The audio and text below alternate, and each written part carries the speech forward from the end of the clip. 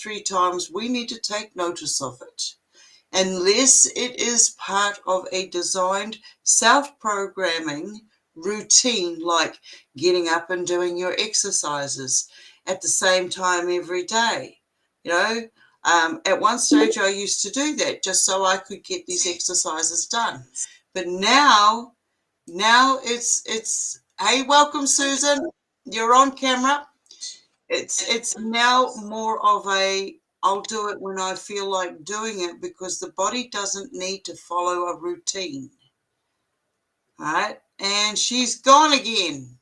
No, now she is upside down. So I'm not sure what's going on, but I had to go in and look at the pairing for my channel. It does say that I'm streaming. It is public. It is on YouTube, but it is not showing that it's active right now. So I have no clue what's going on. So okay, let's so have there a look. is something. Maybe I just have to. Here we go.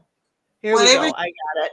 I had to like restart everything. It was showed like a whole bunch of people were there, but they were gone. I don't know. Okay, well, everything's working in green at this end. Susan's upside down. Why is Susan upside down? I don't know, but I'm right side up. I am. When I'm looking at the video and I'm right side up, but when I look at it on YouTube, I'm upside down. I don't know what's going on. You're appearing upside down to us. Planetary shifts. This is the bat impersonation. No, I'm going. Have you been out eating mosquitoes or something? I'm going. You were up the right way earlier on. Hey! There we go. All right, you're back. Okay, welcome, Susan. How are you doing? We're just doing random chat at the moment, getting into the flow. It's good to see you. You're looking good. I'm still upside down until I go out and come back in. Oh no, I'm right side up. Okay. Yep. Okay. Yep. Okay, so I'm totally lost where we were at now. So, Ulrich, do you want to pick it up, and then we'll bring Susan in. You're on camera. One of the things that you were talking about before, though, is like not all the stuff that we're encountering, and maybe some sadness, aggression. There's a whole bunch of really intense feelings right now. People feel the need to do something a little bit different or something vastly different. They're not happy. But they don't know how to go about fixing whatever it is. And you said, what did you say? It's like you don't have to like physically. It's like there's a shift. And that's the word you used. It was the shift. And I'm sitting there thinking, this feels like more than just a shift. It feels like a spiritual and cosmic throat punch. And it's gonna catch your breath. It's gonna catch your attention. And it's going to be different for everybody for whatever reason, that you're finding is going to be relevant for whatever you're going through. Yeah. You know what I mean? It just kind of feels like this is part of a crescendo. This is part of the amplification.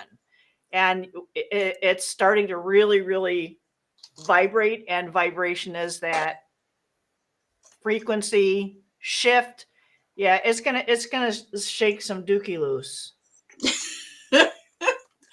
Yeah, feels like it's like, hey, are you still gullible? I'll send something similar to what you jettisoned out of your life 3 years ago. So yeah, but you're gonna find out, because that's why you're not. We're all thinking that we're all pretty chill, and I know what's going on. And the next thing you know, you get that throat punch, because that happened to me. I couldn't tell you how many times. And stuff still seems to be popping up that it catches me off guard. And it's like, well, what is this? How do I even deal with this? Okay, I must have the skills somewhere. So I'm going to take my little chill pill, whatever I got, and make it work. Just make it work.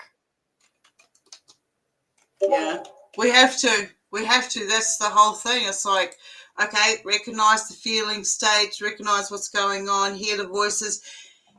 And recently, it's like you have to trust in yourself. You have to trust in all the telltale signs that are right there in front of you. All right. Use your intent. Listen to what is going on.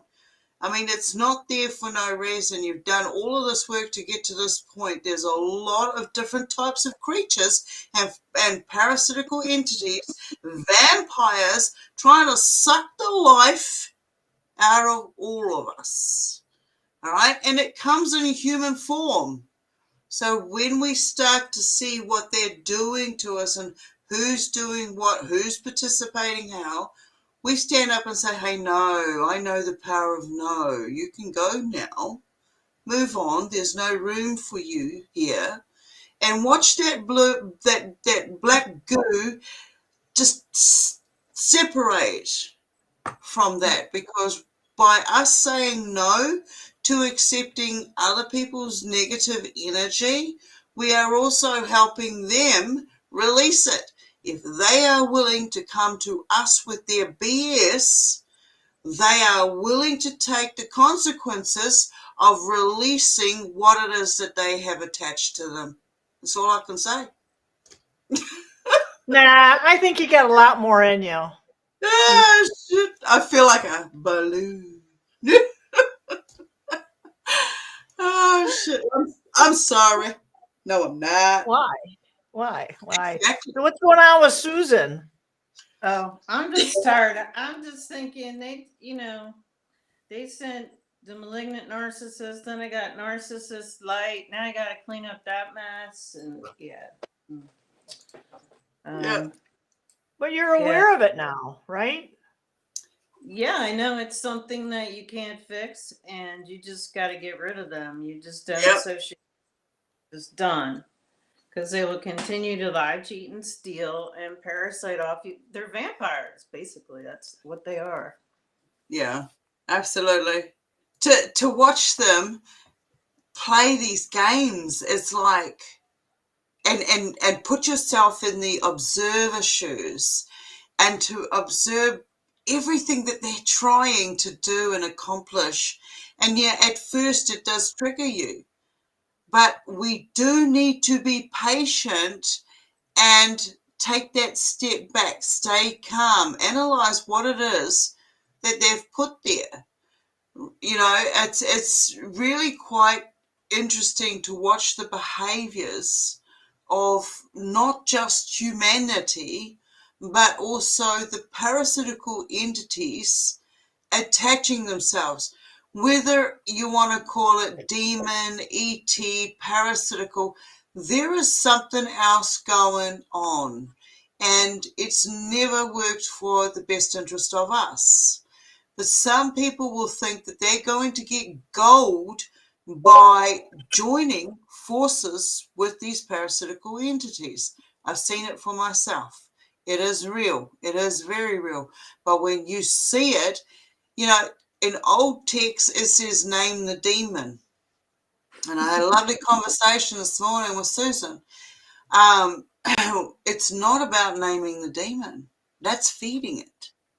It's about knowing that demon's tactics and being able to share the experience, the findings of how it behaved and what it did, how it triggered you, so that when these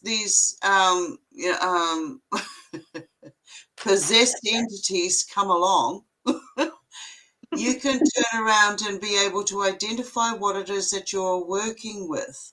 So you can turn around and say, thank you for the experience. You gave me confirmation. You gave me awareness. I needed that bit of wake-up call.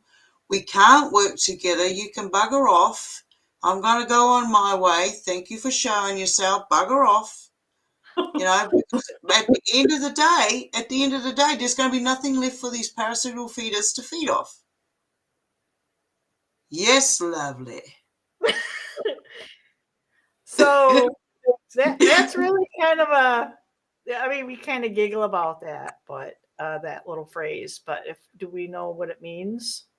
Which one? Most Americans don't know what bugger off means. Oh, okay. All right. But I mean, yes, they do, but they don't. When you tell somebody to do that, you're telling them to do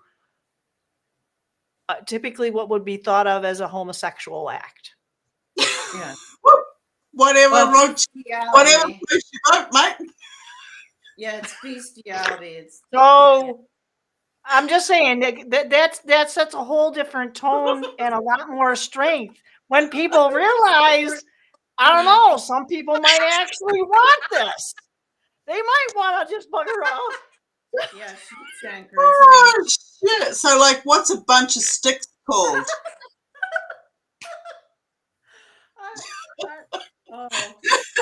You better look it up if you're not sure. I heard bugger off and they would call them sheep shankers.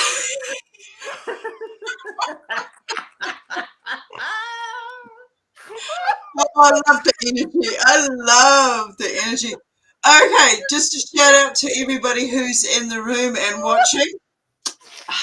Hold on.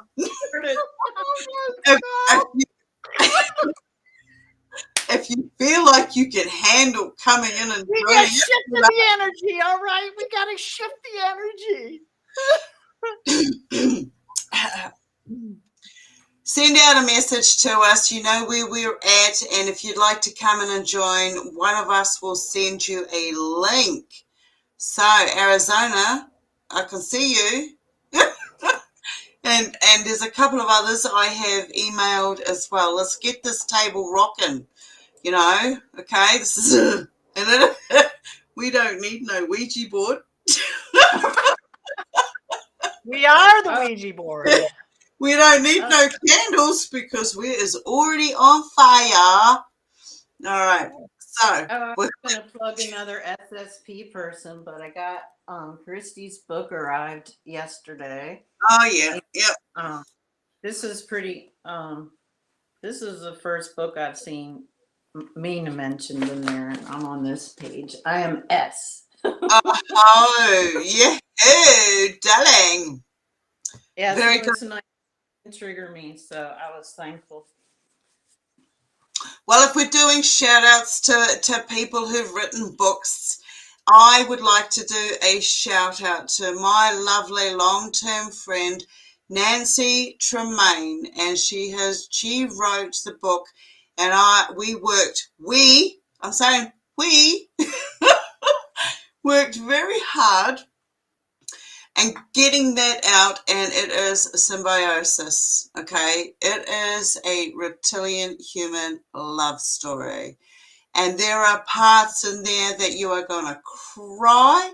There's parts that are going to tickle you pink in places you wouldn't even imagine. She is a fantastic writer, so do look her up. Her name is Nancy Tremaine, and she wrote Symbiosis. She has got a second one out there, but I'm not going to tell you about that until you've looked the first one up. So there you go. That's my darling shout out today. Auric, go on. I know who it is that you're gonna blow out there. What? Okay, go on. Oh, I mean, it was really that book that he wrote that started me on this journey. And I talk to people face to face for my job, but get me in front of a group of people, forget it. I am the one in the back. I am the one. I was the kid in school who wore the coat at the back of the room to escape and not be seen. Yeah. Not kidding you. Always wore the same like mundane clothes. I wanted to not be seen. Even when I was in music, I did not want to be up on that stage. Put me in the orchestra pit. So that was, I don't know. I mean, you want to, of course I was first, but hide me. Don't put me in the front row. Put me in the back row. You'll hear me. So this is part of the healing process for me, is getting in front of this whole group thing. This is a little more sterile because it's just us three. I feel when I studied clinical mental health counseling, we had to do Zoom meetings, and there were like 20, 30 people. So you see all these little squares on the screen, and you had to discuss and talk about how to do a session. Yeah. And it was crazy because when you were paired with someone that you did not know, you had certain things you had to do and say and make it through that part of the session. But you saw all the blacked out squares. You felt them. You felt those people. That brought me back to the little kid who sat on that stage and got trippy freaked out. Yeah. So that's this. So that's why, one of the reasons why I do this, because it helps me talk to a greater range of people on topics that you're not gonna typically hear this. You're hearing it more, that people are talking about these different things and experiences. I've had people tell me that, they're certifiable, and they're telling me some pretty similar things. Yeah. But there are behaviors that they take in society that makes it unsafe for them to not be in something going on.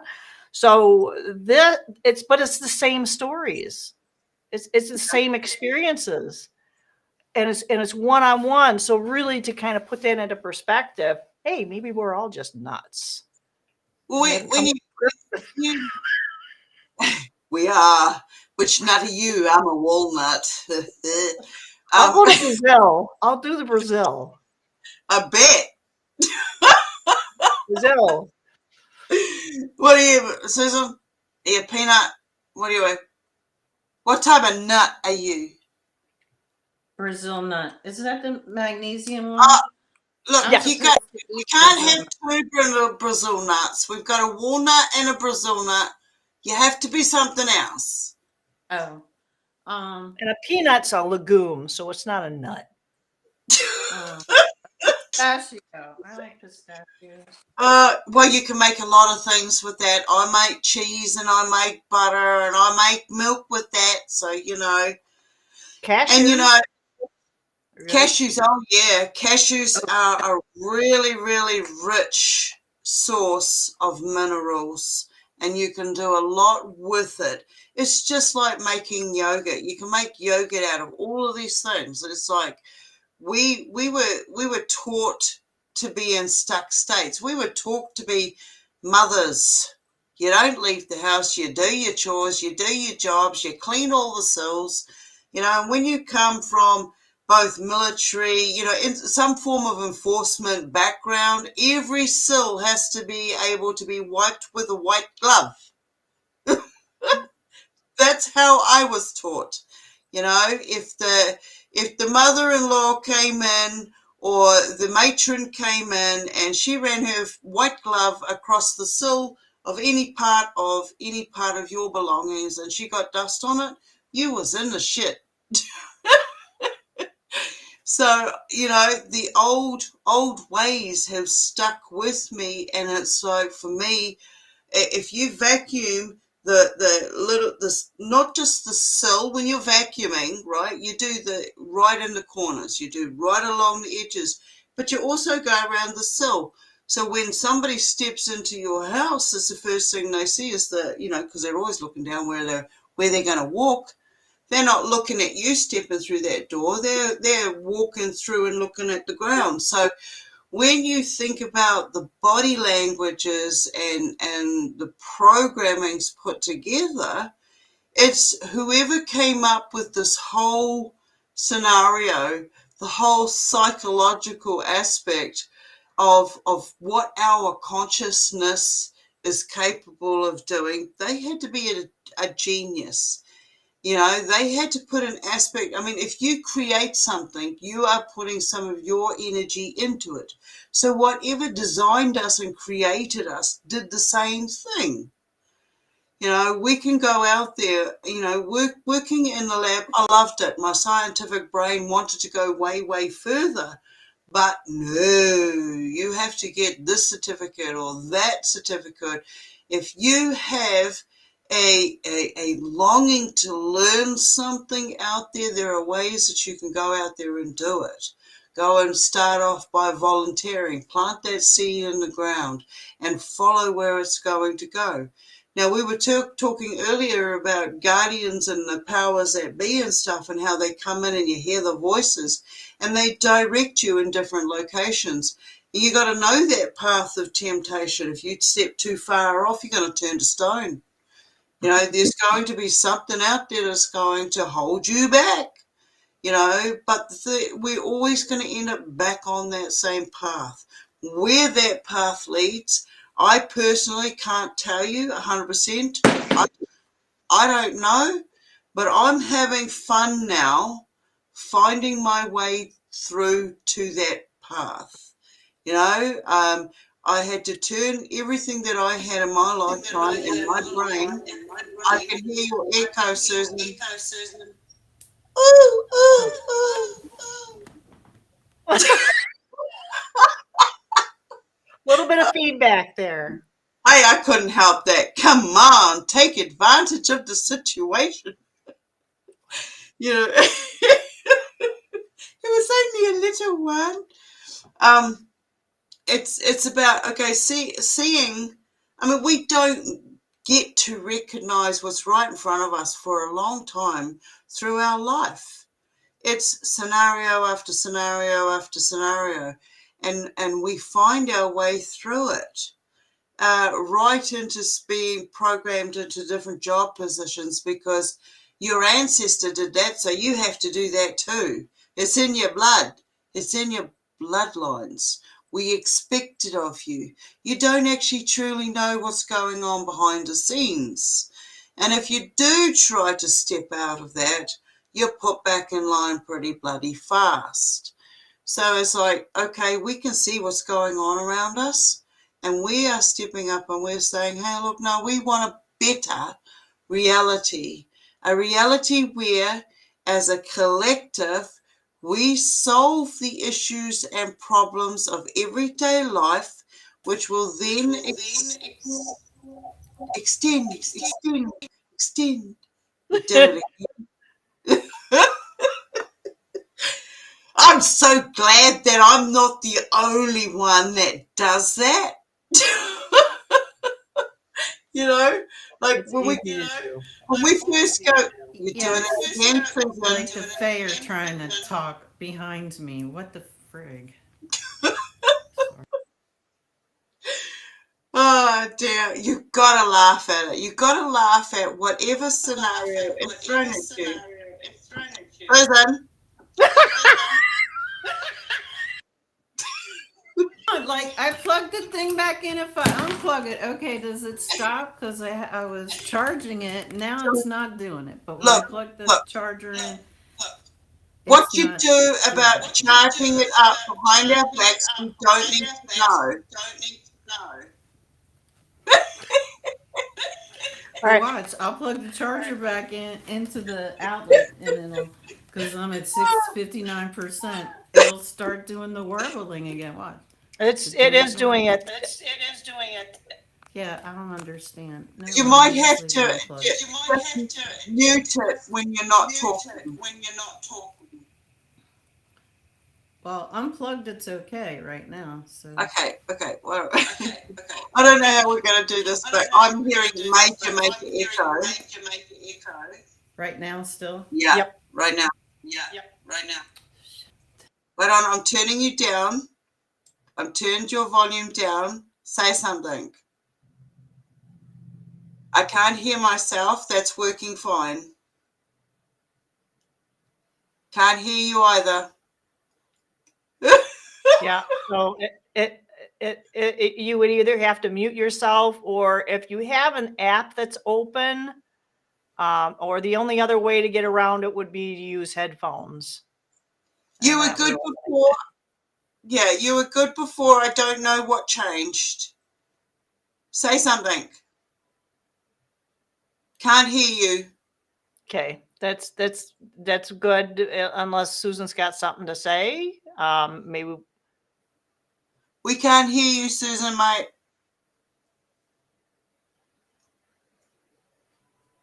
Nah, poof. It is what it is. She'll be back. She'll be back. All right, I've totally lost where we were at, and I just want to welcome the newcomers into the room. If you would like to come in and chat with us, with respect, we're just doing round table about whatever topic comes in, experiences. We do like you can give 5 minute intro about who you are, where you're from, what makes you tick, and how everything is flowing with you right now. All right, so if you want to come in, let us know. If we know you, we will, like if you're on Oryx's channel, she will send you a link. If you are on my channel and are aware of me, I will send you the link.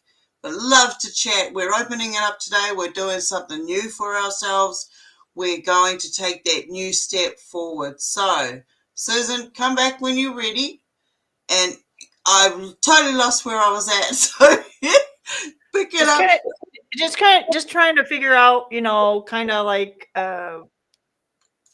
what it is that's relevant and important for people to say. And I know it's really, really difficult to do. And I think circling back to what I said before, well, talking to Augie and reading the book online, and that was really expected to be a very short thing, but it ended up being, I think it took over a year to do, because there was so much deep discussion that came out of it about spirituality. And it wasn't just about spirituality, it was about manifesting positive things in your life. And well, that's just one of those things where it's good to have good things, and maybe people think of it as something that's greed. But when you truly honestly go through that process and you start seeing things manifesting for real deal, it changes you internally. There's your shift right there. And I had told him he reached out to me last week, sent me a text, because I haven't really talked to him in a long time. They do their Sunday afternoon thing, and I was like, I'm just been so crazy busy at home that I haven't been able to do it in a very long time. And but checking in and making sure that we still have those connections is important. But without him, the people like him, his book, and I did tell him that I was driving home from work. I'm only about less than 20 minutes. And I, all of a sudden, no reason that I was in forward thinking in my mind, because I'm kind of mentally, you try and strip all that stuff off you've had to deal with. And I had this overwhelming sense of gratitude that brought tears to my eyes. And you have this flood and you're flushed with all these things, feelings. And what my mind is telling me is, don't cry. You're driving and it's rush hour. You won't be able to see. Yeah. And while all that stuff is going on in the forefront of my mind, there's this dialogue that's going alongside of it, of this amazing gratitude. It was literally overwhelming, and it took everything I had to not have to pull off the side of the road, which would have been tough in the rush hour and where I was at and whatnot. But that kind of shift in and of itself doesn't happen overnight. No. It feels like it because all of a sudden, boom, it's in your face. But all that stuff that it had preceded was probably at least 2 years from reading that book and kind of pulling in a little bits and pieces of more into practice and thought life and you know, how you put yourself to bed and how you wake yourself up. And it doesn't have, for me, being ritualistic and doing the same thing all the time drives me up a freaking wall. I can't stand it. I have to have different things. I Oh, have to have a slightly different. I can't get up at the same time. yeah, I have to get up at slightly different times. And I have to allow myself that flexibility. yeah, So doing that sameness for me drives me nuts. But if that's what you need, is that militant, then I would do it. If that's what's going to get you to the path that yeah. you want to take your journey on. But I don't know. That's like a focus thing for me. Oh, I don't want the cosmic throat punch. I came up with the tower again this week. Um, and it's just going to be different this time. It's not necessarily going to be a bad thing. And that's a moral judgment, and it's a matter of perspective of whether something is bad or not. Like yeah, having the food supplements go away. Yeah, it's going to be hard on people, because even though they knew it was coming, number one, you're struggling because you knew about it and didn't do anything about it. You didn't prepare yourself. We had a flood 5 years ago that shut everybody down for about 2 weeks. You could yeah, not, even if the shenanigans for the all that rubbish in 2020 wasn't going on, we would have been stuck at home for 2 weeks. yeah. And if you weren't prepared for something like that,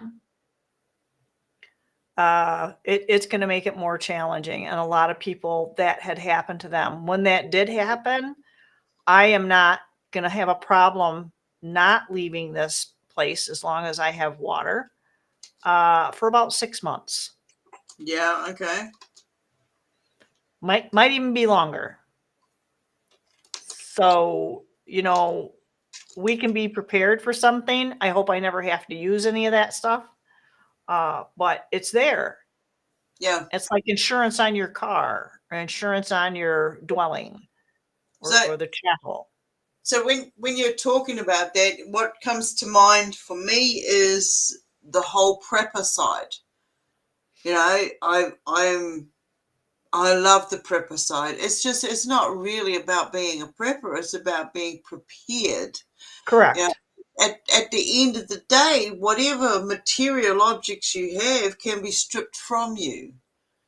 So what the skills are, what you got up here, what you can forage, how you can communicate, what you can adapt. If you can't be adaptable, if you can't recognize a plant as a way to keep yourself warm, if you can't recognize thermal mass energy as how it works, if you can't recognize how probiotics become probiotics, these are little, to me, they are basic areas. Well, welcome back, Susan. Welcome back. Good to have you back.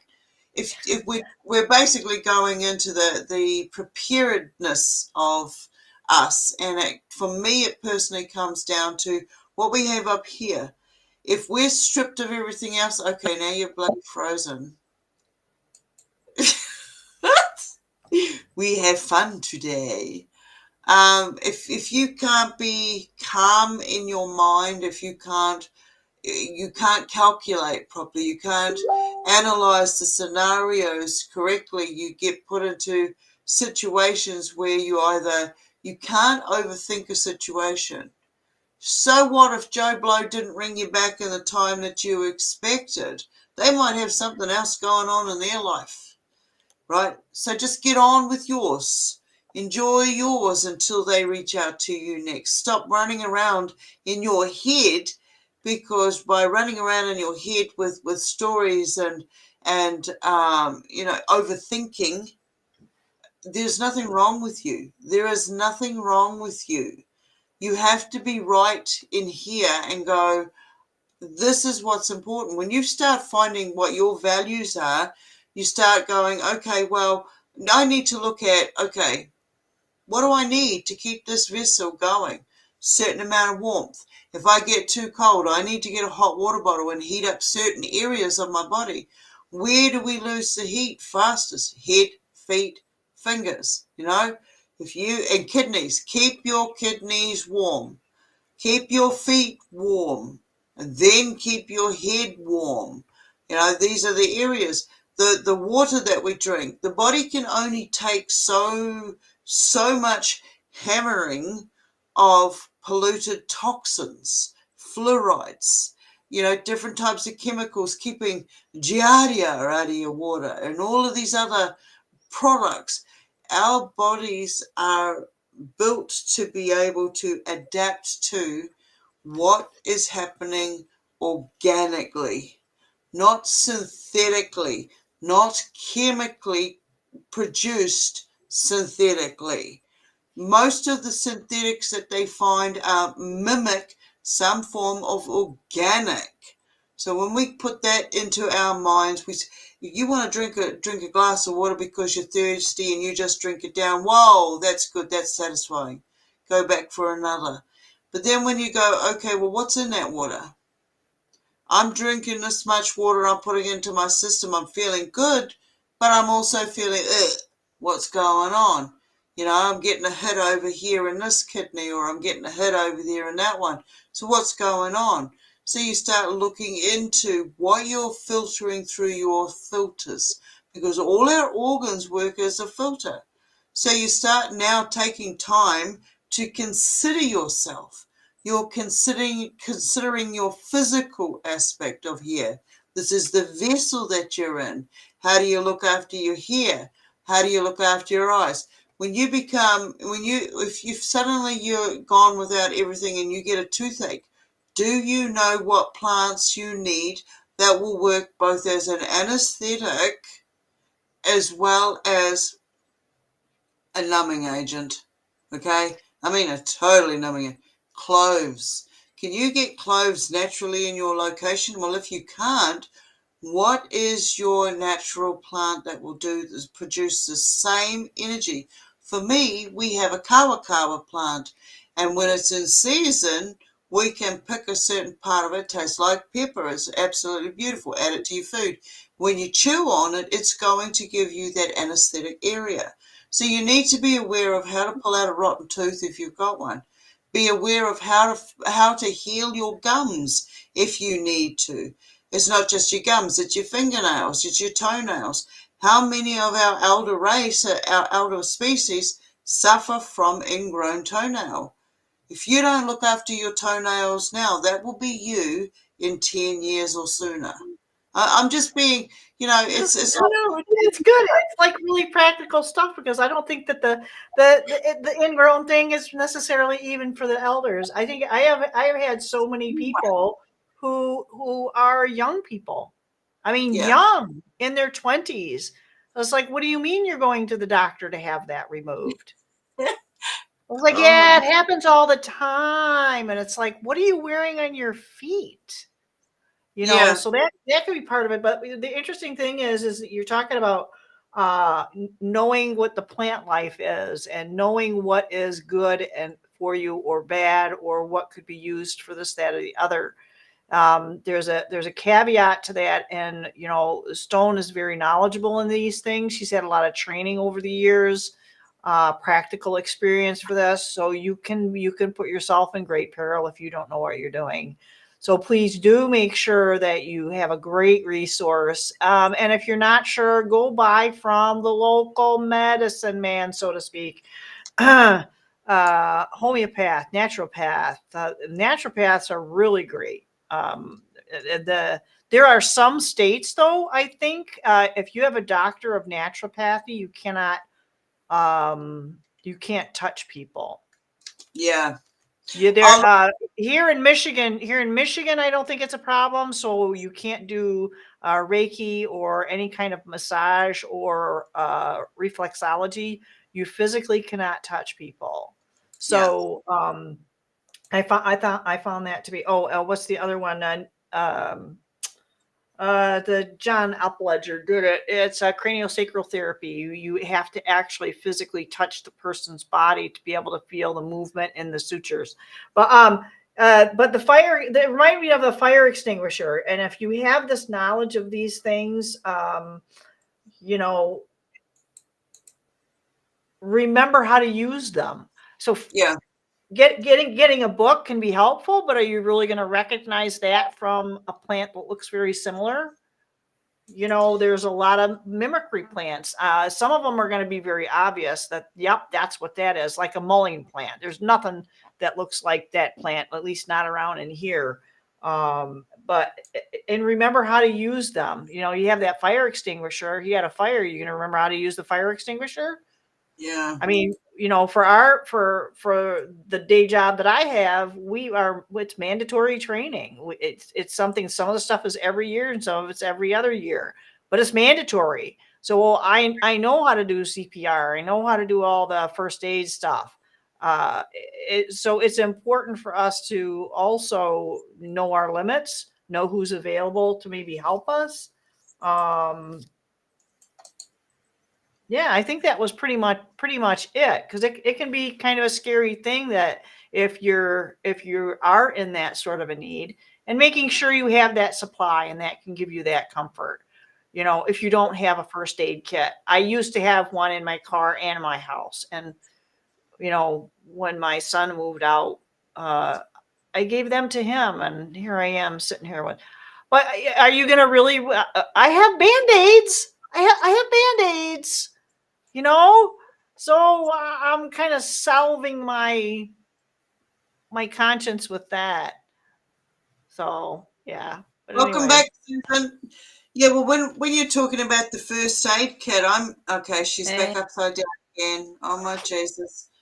All right, you're upside down, darling. I don't know what you did. Jesus. I dream. It's like seriously effing with me. Like it's just trying to set me off, and I'm just going to remain calm. Just remain calm. I surrender. Where's my white flag? Wait a minute. Just reverse whatever it was that you did earlier on, and you will land back on your feet, I'm sure. Okay, so where were we? Okay, so we're trying. when you land, look, when you land back on your feet, I'll bring you back in. Susan, you're driving me nuts, bitch.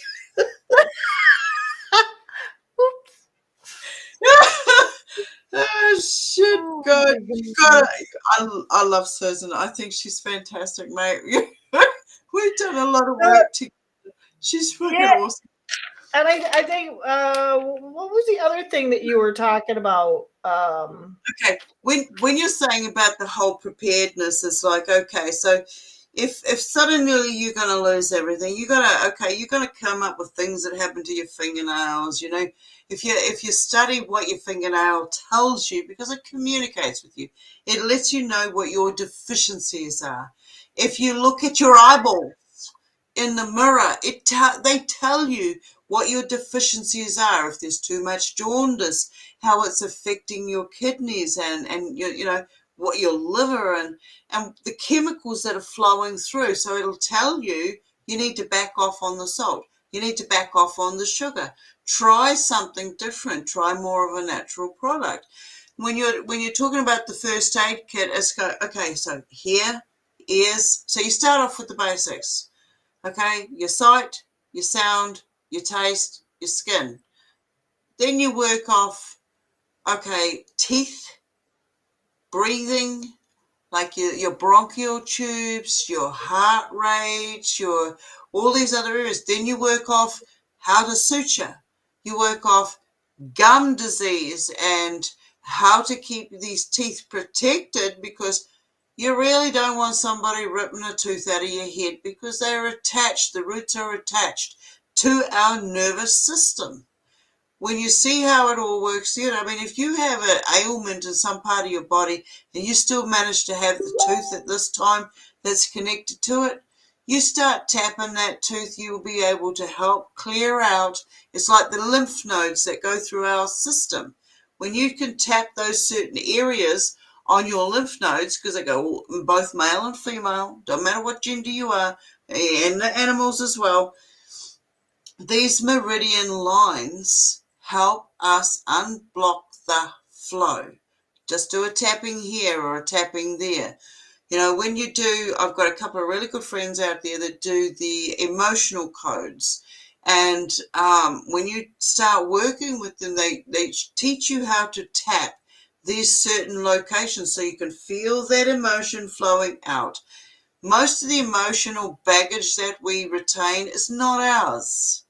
And when you start dumping the junk, magic happens, okay? Everything that all that negativity starts to clear. You start seeing the sunshine coming through, but it's not coming from the exterior. It's coming from the interior. And you're cleaning out the rubbish that's not yours. I know that sounds wrong.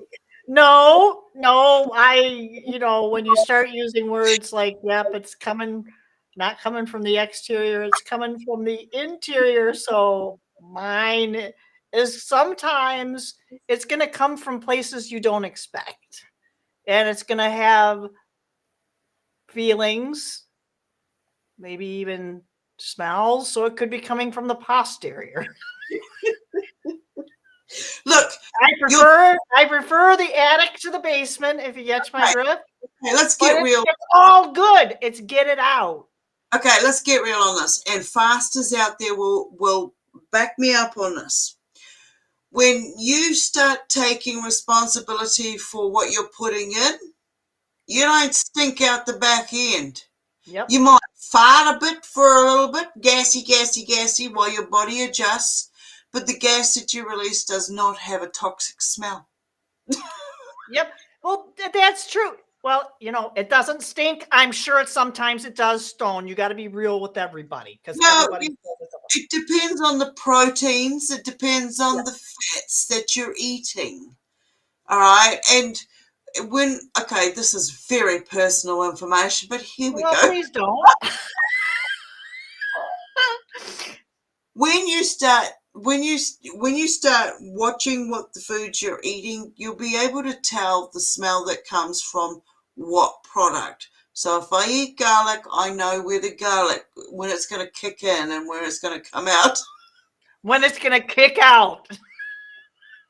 But it's not like that, because right. I mean, I eat sunchokes, right? And if you know what a sunchoke does to you, you understand. But if you don't, I'm going to allow you to research it. Yes, do your own research. But we need to do what this. You come up with. Do this. This is the whole thing. Our body is designed to produce certain chemical responses and reactions.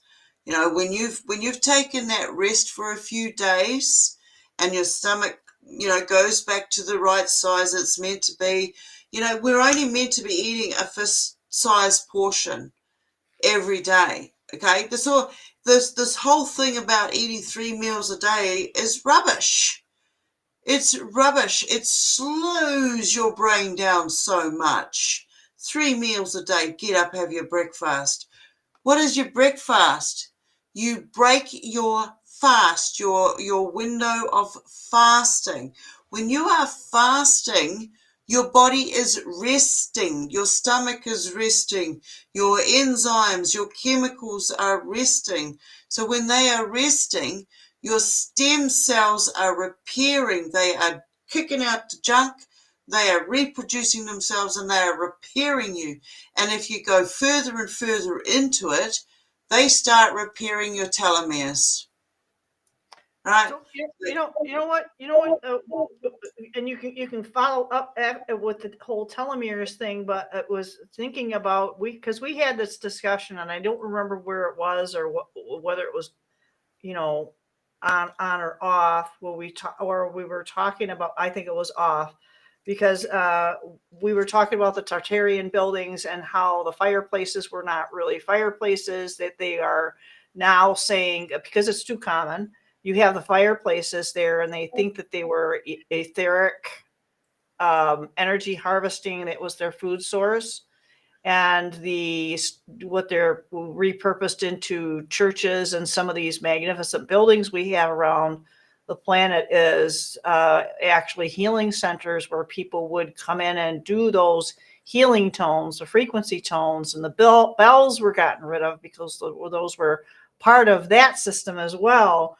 But one of the other things we talked about was the idea that those frequencies and the thing, they didn't eat, because if you look at those old buildings, there was no bathroom, there was no toilet, there was nothing that to use. We call it the alimentary canal, right? From your mouth to your butthole. It just is it's the slide, man.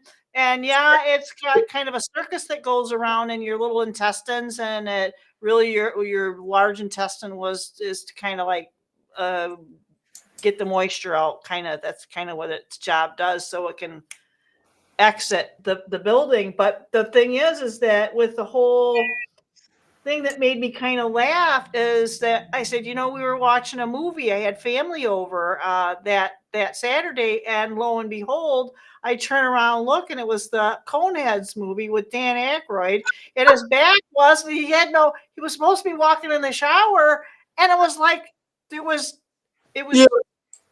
There was no separation. There was just the solid bupkis with no separation. It was just a solid, he only had one giant cheek. And I guess the thing is like got me thinking, well, what about those Tartarian buildings? Are they trying to tell us something now in this really stupid movie? Because that would be the way to do it, so you would ignore it. You make fun of it, you make it silly, ha ha ha. So is that kind of what people were like? Has the anatomy changed that much over the eons and millennia? I mean, who knows, right? Yeah, I did a time there. I did a stint where I tried to be a breatharian. So every time I got something happening in the body, I would just like breathe it in, find the location, attach that breath around it, bring it back up, release it.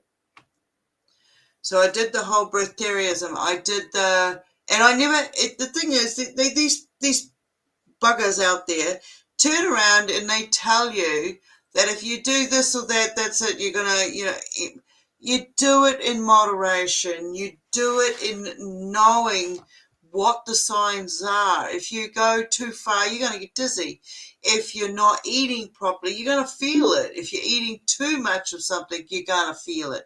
All right, we have another guest coming in. Anything could happen. And I just want to announce that if you are coming in today's show to jump online, anything could happen. We've already had witness to that. We have witnesses. But I've put the link out there for those that know, and they can come in anytime. Good luck. So, yeah. It's like, if you like staring at the sun, you're going to go blind. But wait a minute. It actually helped me. It helped me clear out all this. It changed my type of vision. I was able to see these orbs clearer. Now, I'm not going to say, because this is no medical advice, I'm not going to say that this will work for you or anybody else out there, but I know what worked for me. But as soon as I was very cautious through every step that I took. This includes the fasting.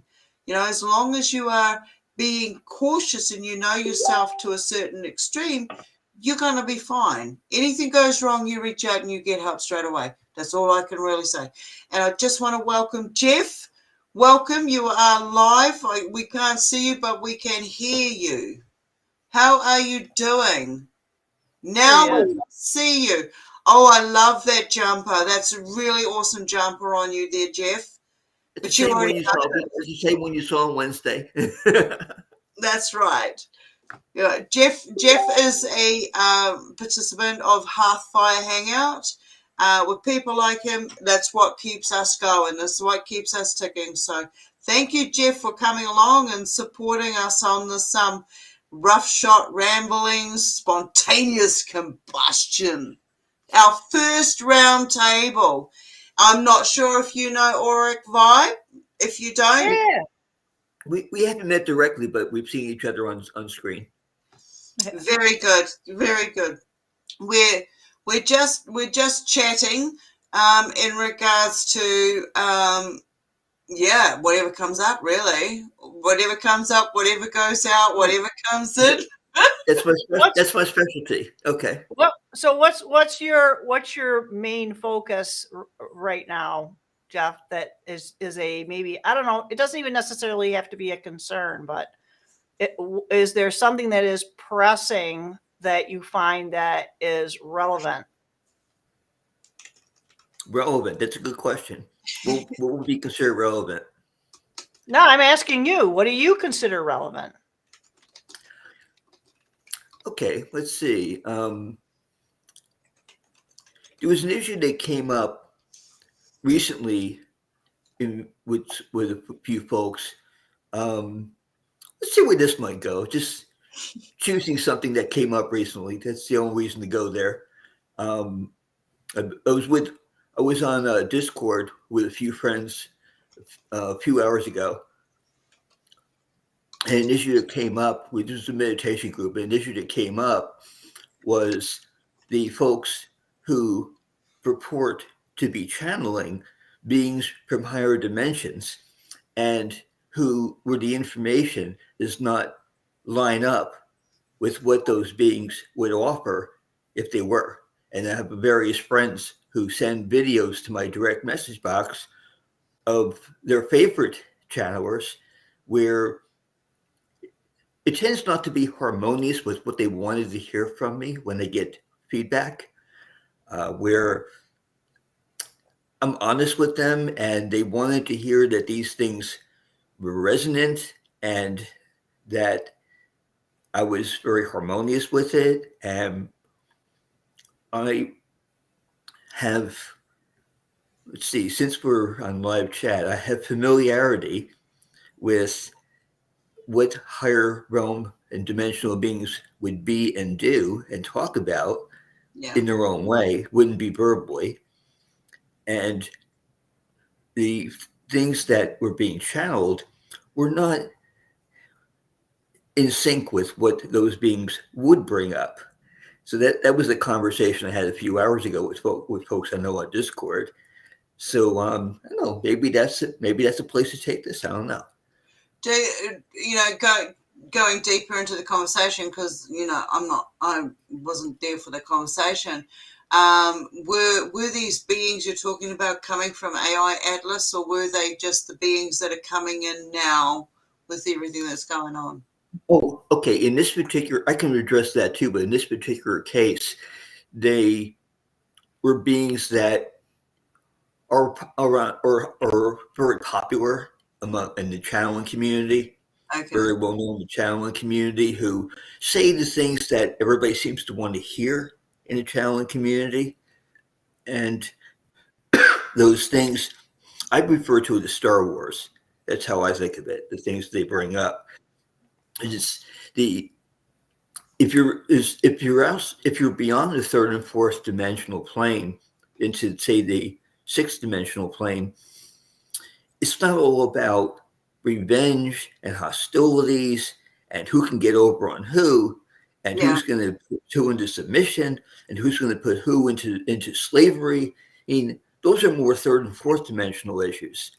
So when they come into this plane, I mean, that's how humans got that way in the first place.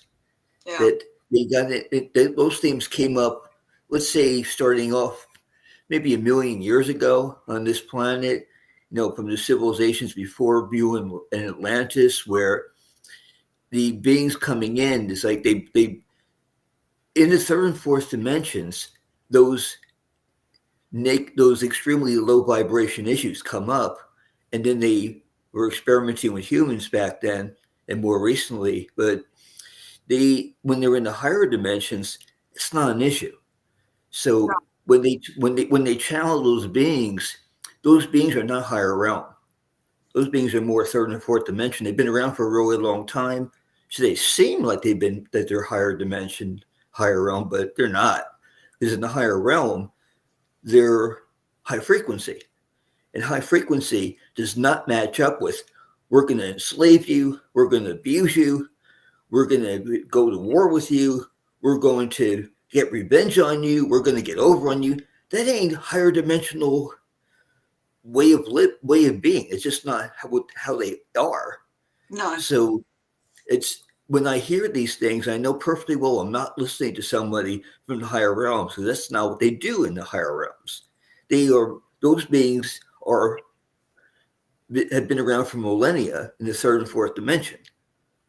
Yeah. Doing the gladiator stuff, doing the galactic war nonsense. To me, that's nonsense, because they're always purporting to be from the higher dimensions, from the higher realms. They're always purporting to be. Oh, we're from the eighth dimension, the eighth density, 10th density. I'm like, in my mind, I'm like, bullshit. No, you're not. Yeah, it's like I've said in the past. I have this. It's almost a pet peeve, and when I hear these people doing the big talks and all the big walks and blah blah blah blah, and they hit everybody with the word understanding, boom, anything they said has just gone out the window. It's like that magic but. So anything that comes after the but is now, oh, my screen went blank then. Is null and void. It doesn't matter. It doesn't mean anything. Anything that you wrote before the but does not stand for anything. So it comes down to, when you use that word, it's like, do you actually know what you're saying about the situations?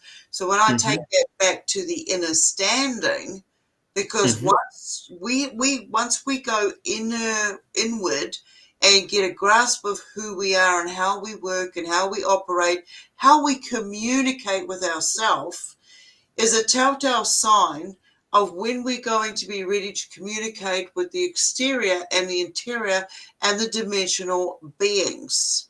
To me, we're all energy. You know, I've had these conversations with Jeff in the past, and whatever entity, as you guys know, it comes in, it's an energy form for me. It's an energy signature. We don't talk like mouth to mouth like we do here, but I hear them. I know when they're coming in for a communication. When people are talking about different dimensional beings and higher, I could never grasp the 2, 3, 5, 12 dimensions, because when I see it, there's dimensions within dimensions. When we look at ourselves as having parallel experiences, there's dimensions within dimensions in those parallel realities. So when someone, sorry, go on. One thing that's a very basic aspect of what you're talking about, it's just another way of addressing how people perceive when it comes to these dimensions. And I've seen, from what I can tell, the scientists, the ones with all the doctorates and the ones that are going through all their experiments, as far as I tell, they're doing exactly the same thing, but based upon how they report it. If you're busy trying to apply the laws of the matrix, if you're busy trying to apply the so-called all the rules of physicality, you're not going to get there. It's just not going to happen, because the realms don't.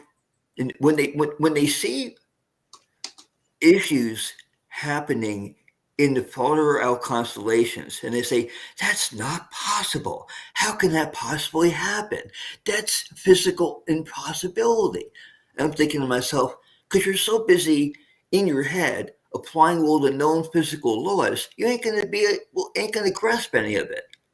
When I see them doing that, because the outer realms, if you try to apply the known physical laws as we understand them, it ain't going to work, because it doesn't apply to them. For one thing, the upper realm beings, if you move into a area of being corporeal versus non-corporeal, which a great many of those beings in the upper realms are, Yeah. you might as well shred any sense of usual laws in the matrices that you're used to. You just might as well shred those laws because they don't apply to anything. It's like if you to give you anybody who might be listening here to give them an idea. It's like think in terms of the Twilight Zone when they had folks who were dabbling in other dimensions and wondered where they were, wondered what was happening to them, wondered how they could not find them, like a child wandering into another dimension under a bed. Why couldn't they find them? They're busy trying to apply laws of the matrix to how to even investigate. And if you're trying to apply those laws, it's not going to work. Yeah. So you have to start off by realizing not every conscious is corporeal. They're not not all of them are. You don't have a body necessarily attached to the consciousness, not necessarily. And in the upper realms, in a lot of cases, you have conscious that doesn't require form and defining and boundaries. They don't necessarily require that. So if you don't require that, why the hell do you have to worry about where they are and where they're from? Yeah. Yeah. So people say, well, they're from Andromeda. They're from this dimension, that nebula, and that quasar, and all that. But why do you have to pin them down to a particular one when they're not in an embodied consciousness? Why do they have to be embodied and put into a particular quadrant or a particular area, a particular pulsar? Why do you have to put them in a particular one if they're not embodied consciousness? They can be anywhere, literally. Okay. So how do you, if you're going to channel a being and that being is now going to have a name, why would they even need one? Well, if you're going to channel and say, oh, I'm from such and such, 34th million years in your future, how exactly did they establish that? Yeah. They don't have time out there in that realm. The time doesn't exist. How do they establish 34 million years in the future? Well, what's time? Time is only relative to the space that you're in at that specific particular spot. You know, that's the frequency that you're in. Well, it's actually more specific than that, Stone. Number one, it's a human concept, number one. And number two, time is relative to now. Yep. And it can shift too. Yes. Oh, yeah. So I had some guy, I think I saved the reel where he was talking about what you perceive in the future changes the past. Mm-hmm. Yeah. And that only happens in the now. Yeah. Mm-hmm. So it's definitely a human construct, but it can be very, very useful. So if you don't like what's happening in your life, that's how you change it. But you have to be consistent with that thought pattern and that thought process and maintaining that particular frequency. If you wanted to adjust what happens in the future, it will change your past, but it's only going to happen in the now. Well, you just said something very key to it, which is that you have to be consistent. You have to have consistent focus. You have have consistent in what you're paying attention to. Because if you are consistent enough, then what you're doing is not so much changing the past from future. What you're doing is changing an overall timeline. And in changing the timeline, all that is going to change. And in shifting the timeline, many parameters are going to change. So if you are being consistent, which is not easy to do, but if you are being really consistent, then you have the capacity to do that. Yep, for sure. Time is a fun thing.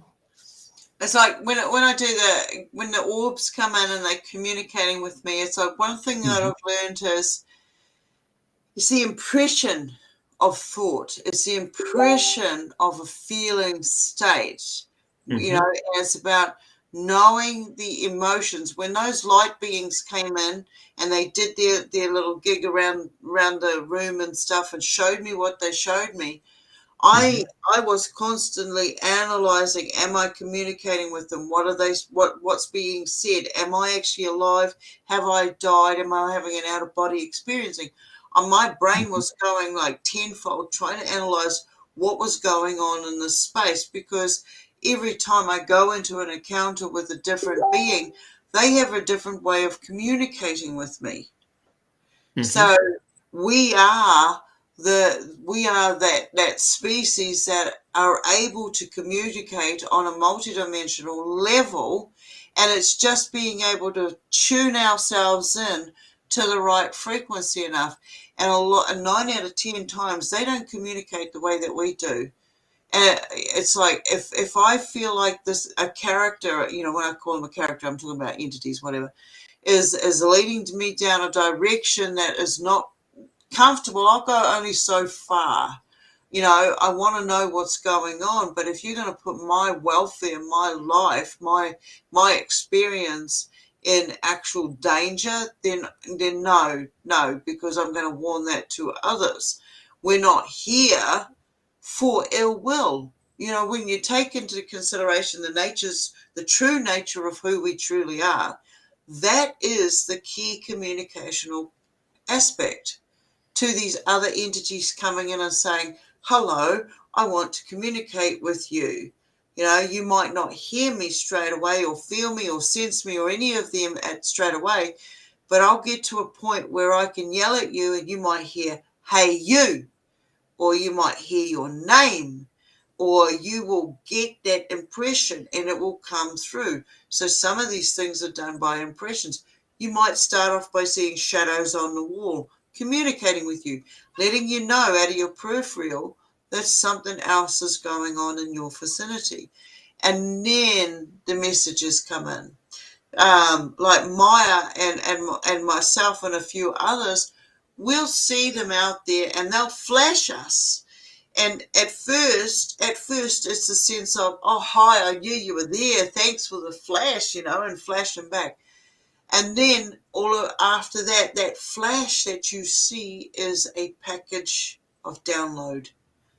And it may take 5 seconds to unpack it and put it in the right place, depending on the levels of work that you've done with the specific energy that comes in.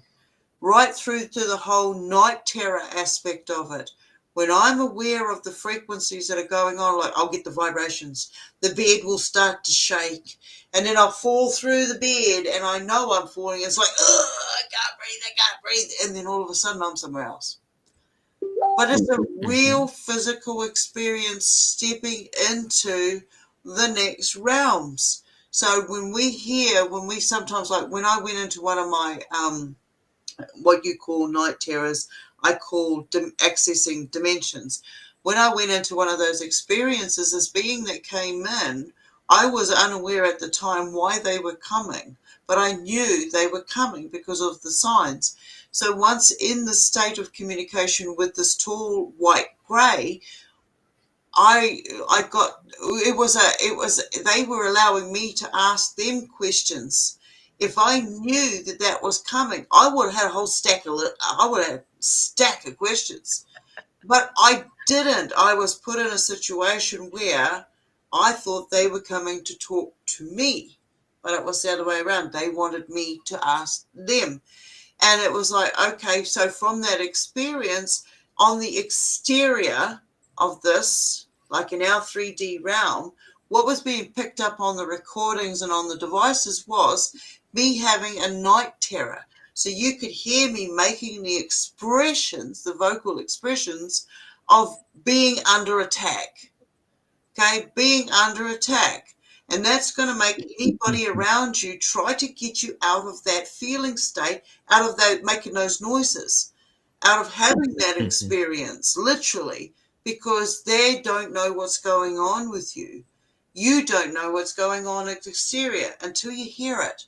When I stepped out of that, I mean, it was a good meeting with this being. It was good information. I did not feel threatened in any way. I'm very aware of the screen images that some of these other types of species play on us. This was not that. If it was, well, they really pulled a number on me. But at this point in time, they didn't do that. So moving on, it's like now I unpackage the downloads and the information, and anytime I want to communicate with those beings, I just have to go back to that experience and step back into that, and they will reach out to me when they're able to come back in. You know, so the communication is not necessarily verbal. When these guys talk about their channeling this and that, okay, well, show me what your beings are showing you. What is legit for them, Jeff, may not be legit for us, because we are in a different, we've had every one of us has different levels of experiences. It almost feels slightly tailored, if you know what. And a different frequency. Yeah. So when we go, okay, well, you know, I'm here and I want to help over there, but I can't step in over here because of that. I had experience with watches. I believe you've had watches as well, Jeff. I believe Auric has. I'm just about to let somebody else in, so if somebody else wants to pick up the conversation. So is that how you were talking, Jeff? Is that what you were meaning? How, when, okay, some people are going to say for their experience, their dimension, that is the being that they're communicating with. My role is not to poo-poo their experience. I'm not saying that's what you're doing. It is to go, okay, that is their experience, and I hope they're getting the best from that. And if it shows that they're not, I'm absolutely happily going to stand up and going to turn around and say, hey, that's not quite right, you know. Welcome, Jay. Welcome to the group. We're having a round table. Your show was fantastic, just informing everybody else. Jay and Maya Starfire just had a really awesome show. Go and check that out sometime. It's really awesome. Jay, do you want to jump in and let them know where they can find it? And then we'll come back to Jeff. And I'm also letting in our lovely Jermaine from Hearthfire Hangout. Yeah, Well, sure. Well, just 1 second. Welcome, Jermaine. You're live on camera. Jay's going to have a talkie, and then Jeff is, and then you can, and Aura can jump in whenever. So, Jay, would you like to share? Yeah, okay. Yeah, it took me a while to get in. I've never been used Restream before, and it wouldn't work on my normal browser, so I opened it into another browser on my phone, and it worked that time. So, yeah, I would have been here earlier. All good, all good. Yeah, I can't see everybody on the screen. I'll get used to this. Yeah, if anyone wants to find me, I'm on YouTube under J Skyrunner. I got some, like I did the show with Maya tonight, and thanks Stone Hobbit for coming by. So if anyone wants to check it out or anything else I got on there, just go ahead. Absolutely. Thank you for that. Yep, absolutely. So, Jeff, do you need to finish off any of that, side of the conversation, and then we'll move on to... There were two things. Oh, okay. I guess she's going to be in and out. Connection issue, probably. Okay. So there were two things that stood out to me in listening to what you were describing. Now, I'm thinking in terms of how you make contact with beings, how they make contact with you. So, because I know you well, I know that this is how you go about it. I know that it won't be offensive. So there's two different things operating at the same time in what you do. One is that you're so intricately connected with and part of all these connections, all constantly, in so many different dimensions at the same time, so many different portals simultaneously, that between that and the sheer number of channels that you're in, that you're going to have a lot of different kind of beings with a lot of different intentionality and a lot of different purposes coming in from multi dimensions, coming from multi vortexes, and even from multiple portals. And it's going to result in a lot of a very varied experience. That's what I was taking in as you were saying it, because between the orbs, between the beings, between how they communicate, where we know that most of them only communicate through thought, Yeah. and where they have a lot of different intentions because of not so much where they're from necessarily, but because of the nature of the species. And another aspect of how it occurs is through your DNA and through the DNA of anyone who's having contact, because how they choose their contact and how they go about the contact is through the DNA. There's always pre-birth planning in that, always previous experience that they have with you from other realms, other lives. There's always aspects of the DNA strand that will determine or sometimes influence how they're going to interact with you. So some of the beings just are inherently difficult, challenging, harassing, annoying, obnoxious. Some of them just are by their nature, like humans. Some of them, those are mostly fourth dimensional beings. Some of them are going to be very loving. Some of them are going to be inquisitive. Some of them are going to want to know about you. Some of them are going to want you to ask questions. All the various things that you were bringing up are because of the varied nature of those beings. So all of those things are involved. That's what I was reflecting on as you were saying it earlier. There's just the varied nature of all those beings, all the dimensions they're coming from, all the portals or the vortexes, just the reasons why they come through when they do. And, they can come through at any time because time is relative here, but it's not really an influence there. Yeah. So some of them, the only, as far as I can tell, night terrors is connected with three things. One is how they come in connected with your DNA strand. Two is what vortex or portal they're coming through and which dimension they're coming through. As far as I can tell, those are the three things that factors in the night terrors, because it's like, why would they do what they're doing? That's preordained. That happens long before they get there. There's no decisions to make. There's no evil intentions. That's just who they are, how they are, and what they manifest as they're coming in, because that's what was meant to happen. So that's what I was reflecting on when I was listening to you. It used to be just nighttime terrors, but I can actually get myself. We saw you, Jermaine. I can get myself in a situation where I can sit there and calmly, with my eyes open, now go into those states when I know that they're there. I've done it's like it's a energy field that we can tap into and we can travel through. We can travel along, because through this I've also done past life regressions. I didn't know what I was doing at the time when I first did it.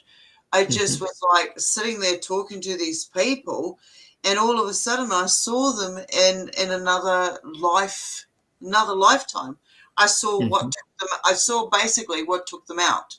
That was an era of my life when I was being nicknamed Death Angel, because I was there when I would have premonitions of death, and I would be there before it happened. I would try to stop an accident from happening, but I couldn't. The whole deja vu aspect, you can see it, you can experience, but you can't change it. I can see it, I know it's going to happen, I can be there, I can prepare for it, but I can't change it from happening. It's still going to happen. And so all of this is like, when these beings come to me and they're going to let me know, there's knockings on the walls, and it to me now it's about the frequency that they ring. It's like a phone number. When they're calling in, I pick up a different sense. There's a different feeling state, like the orbs that come in. I say, okay, the orbs are here. But then when it's a specific shadow one, I've got a photograph of it. I can put that up later on. I'll add that into the Rumble send off. It's like it's a shadow. If my cat can see it come through the wall, and I can see, and the cat can see that we're both seeing, we know what's going on, and it flies past us, and through a doorway, it's letting me know that okay, there's something else coming. Now, in the early days, I used to think these dark shadow orbs were bad. But then the other plasma ones that come in a different dimension, the ones that everybody's starting to see out there in solid form now, are they can also mimic. They can go white, they can go translucent, and they cluster. Which, when I talk about a cluster, and Phil, there's a chap out in Auckland somewhere that have just had an experience last evening that reached out. They are seeing the same things that we saw in West Auckland. They are the orange plasma spheres that everybody's seeing. We sort of changed the label to it, or to luminous spheres. They look like flame, orange and red. They fly around. They can change colors, but they can change shape too. They've been taking in the information. If you look through history, you can see that they've been here on this planet longer than we have. Longer than me anyway. But when I look in the photos, you can see that there is a record of what we're seeing, and you've got to go, okay, is that an AI generated old ancient photo? You got to really do your research on this. Don't stop for one area. And those that come in and communicate, the only real positive thing I can give you from these beings is, if you don't feel it's in your best interest to either advance you in your knowledge aspect, or physical aspect, don't go there. Don't go there. In some of my cases, I'm a bit more battle worthy because I've been doing this. I've had these beings coming and going 24/7. And so it's more like, when they come in, what do you want? What do you want? What's the energy that you want? So these night terrors, when they come in, and the day terrors, accessing dimensions, come in, it's like they are now tapping into an energy that I had developed when I was younger through whatever trauma, whatever situation I was in. My brain was able to make that chemical. So when I see something, I put it down to a form of PTSD. When I see a certain something, it's going to create a certain chemical reaction. When that chemical reaction happens, that's letting me know that I'm open to having this experience come in. So Stone. You're, Stone. but you were talking about the orange plasma spheres, and I know that the spheres that you're talking about too, that they're now different shapes and different colors. So really, to kind of like, put this out there too. This has been going on. I know there are reports through commercial airline pilots seeing some of these things, and they like to denounce them as apparitions or some sort of atmospheric reflection or something like this. But I don't know if they're registering on radars, but it's definitely something that's being recorded and cataloged by the powers that be, if you will. But this is something that there is, and what you're describing, this more direct and personal contact that you're having, is kind of interesting, because now is there a worry that there are a possibility of these craft, and let's face it, some of those craft get up pretty high, then they're still going to affect the plasma, because that's ultimately what they say that the sun is. It's a plasma. It's not anything. It's not this hot burning ball of gas. It excites the atmosphere in certain ways when it emits certain things, yeah, and that's what heats up the air. That's what gives the part of our weather and whatnot. But what do you guys think as far as the impact? If maybe that's not the best word to use with these beings, because it sounds like it's, again, the whole realm that we're in is making this energetic, resonant shift. Some of it sudden, and some of it a little more gradual. How is this? They've always been there, like you said, but we're just now being able to interface with this aspect of this particular realm that we find ourselves in. Because I think Well, that not should just beginning to at all. Hmm. We're not just beginning to do anything about any of that. It's not just beginning at all. Well, I'm not saying it's beginning. I'm saying that we are beginning to see that this is starting to manifest. So, and it's what are you open to? How come Stone can see all these orbs and nobody else can, or very few people can? It's got to, and our lovely friend Aggie will talk about how his mother would be able to see beings and creatures that other people can't. It's just that wherever you're at, you know what I'm saying? It's wherever you're at that you're able to see these things. So who are these airline pilots are totally off that aspect. They're in a different space and place. So this whole environment that all of us are in this realm are now starting to see more of what people like Stone who are more tuned into it. They are starting to see the shift. And they're not sitting at home in a lotus position doing the om. They're living their life, right? They're doing what they want to do, and just carrying on with taking out the garbage and getting their paycheck. So as far as that kind of thing, it's not that these things are beginning. It's that this whole realm that we're in, more individuals are becoming aware of what has been here always. Does that make sense? Offer you. Go ahead. Go ahead. Go ahead, Jay. Oh, I was gonna say what you said is absolutely true, and more people got to realize that we live in a realm, not crafts flying through space coming here. They're basically using portals to come in here, right? Yeah. You know, when we think of timelines, ours is here. It's not the past. It's beside us, like looking at a computer screen, but different pixels. And other beings and entities can come through the astral realm through different portals and pick each timeline that they want to go into. And a lot of it, we think of it as future or past, but it's timeline genocide. It's the timeline wars that's going on right now. In Stone Hobbit, she's connecting with these beings because she has aspects of her DNA that's working side by side in other timelines that already worked with these beings that are trying to connect with her here in this realm. Her innate DNA smart body is her remembering, right? Her innate DNA smart body's in this body and her other bodies and other timelines where she's working with, I'll just say extraterrestrial, but these are other beings that she's connected with and they want to connect with her, so that's why she's seeing them. Well, there's one, I can offer you that there's one thing that I rarely hear from anybody so far. And this seems like a good time to introduce that. Okay, now here's what you know.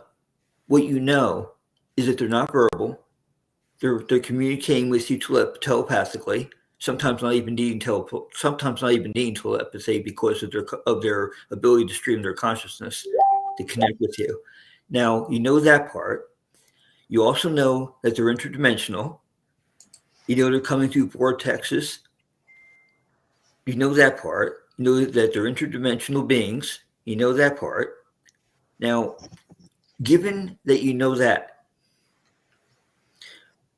why not be able, I'm offering this to you, I don't know, rhetorically, as a playful question, whatever it turns into. I just have wondered about this. Why would you not be able, with those beings, in those moments, wherever they're coming from, why would you not be able to make a request? There's a lot of the activity and the described experience is of hostility, of negative experiences, of fighting with them in various ways, of having to defend yourself in various ways, things like that. That's a lot of the experience and activity that gets described. So if you have that going on with a higher dimensional being, someone coming into a portal or a vortex, and they're communicating telepathically or just through pure consciousness, why not make a request? Here's what I would do. If I was in your shoes, here's what I would do. And I pretty much never hear this come up. Beings coming through, whatever way they're coming through, whatever dimension they're coming through, whether they're coming through in your dreams, they're coming through a portal or vortex in front of you, in the sky, through your wall, whatever it is, however they're going about it. Why not make a request of them? Now, they are not in any position where they can't do this. If there's a feeling of dread, of apprehension, regarding any hostility, regarding any feeling of lacking of safety, any of that, why not ask them not to be hostile, not to create any situation that would cause you to be defensive? Why not ask them, since they're quite capable of it, they're shapeshifters, they're coming from another dimension, often multidimensional, why not ask them to be loving to you? Why not ask them to be peaceful, to be of service to you, to be supportive? Why not ask for that? How do you know they won't do it? Yeah. These are beings that are quite capable of it. Why not? Yeah. It's always about the struggle, the fight, the apprehension, trying to defend yourself, the injuries. Why not ask them not to? Why not? Yeah. Well, I think it. Why not? I think it comes down to. Welcome again, Susan. It's nice to see you're up the right way this time. It's like, I think it gets to a point where, personally, none of that matters. We've built up our boundaries. When you have your boundaries set, so it's like in the early days when they called me and they yelled a certain name, I built up this boundary saying, look, if you're going to call me that name, I'm not going to respond. I have nothing good connected to that energy. I'm not going to react to it. But if you call me by this energy form, because it's all spell casting at the end of the day, I will react. So if they can't, you have to set your boundaries. Once you are aware that you do count for something, you protect yourself that much more through any energies coming in and trying to communicate with you. Jay, you're good with that? Protection. Yeah, well, I'm just tapping into the Earth's Akashic records there. I call it tapping into the Earth's Akashic record in the sacred neutral point of view. Usually I don't know how to answer these unless I get information coming in real time. But when we're talking about entities, I'm seeing it as okay, for one thing, we're seeing them as orbs and shadows and like humanoid silhouettes and stuff, because they're not really here. They're coming through portals in this dimension, and we're seeing them as different forms of energy because they're different dimensional beings and they can't physically be here when they're coming through portals. And these are all access to the astral realm that's more real than here, where we have different portals to different places like deities, Arcturus. Yeah. Right. And I got some information on this. I got to think of where I was going with this. But when you talk about good ones or bad ones, right, there is, we'll say negatives that come here can do like any kind of a wrong messages or what we call as entity attachments. They can be spirits or what I'll just say extraterrestrial for now. And like the Pleiadians, and they'll show themselves and communicate telepathically, but they don't show themselves in physical form and come right out and do things for us, because they're not coming here because they don't want to be trapped here. You know what I mean? Because we're in a simulation off base reality, which was under quarantine for a long time. So when you think of the good guys coming through other dimensions, right now it's just energetically how we're connecting with them. They don't want to risk coming into our realm physically and getting trapped here. What I'm seeing is they're using some kind of a quantum computer to put their consciousness into, to go into our realm. Yeah. So when we think of the bad aliens that are here, people talk about the Greys, Draconians, they're not flying through space and coming here. They've been here. They were a part when our realm was first made. The way I'm seeing it is a bunch of different beings were invited to come here and play this Earth game, cosmic drama, I call it. But things got out of hand and we got locked down. So we have these beings that been here, even though time ain't real, but to us it could seem like 52 million years of this warring going on. You know what I mean? Within this realm. So a lot of those entities, they were here and never left. And a lot of the crafts that we got that we can see are them. Because what I was showing in a vision is when we actually see other dimensional beings that comes into our realm with crafts, we're not going to build a concept what they are, because to our eyes, it's not 3D. It's going to be something so insane that we're not going to know what we're looking at, right? So right now, it's mostly telepathically or energetic orbs and spheres that we're going to see to get the information for now. But I think what's going to happen is this realm's going to open up where they can actually physically bring their bodies into portals and come in here. Like they're working on different levels in, I call it the astral realms. Like there's our realm, there's all these different realms and dimensions and astral realms with portals where different beings can come here.